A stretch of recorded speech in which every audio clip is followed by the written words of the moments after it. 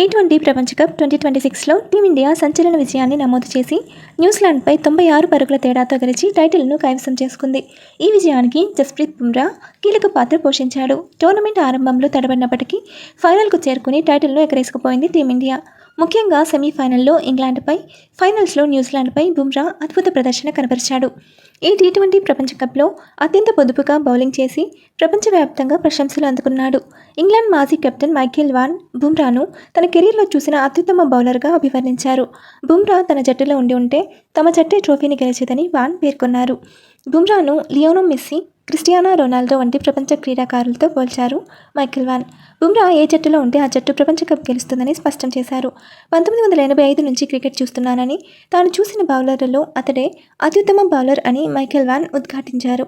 Jasprit Bumrah 2026 T20 ప్రపంచ కప్లో మొత్తంగా 14 వికెట్లు తీయగా న్యూజిలాండ్తో జరిగిన ఫైనల్ మ్యాచ్లో కేవలం 15 పరుగులిచ్చి 4 వికెట్లు పడగొట్టాడు.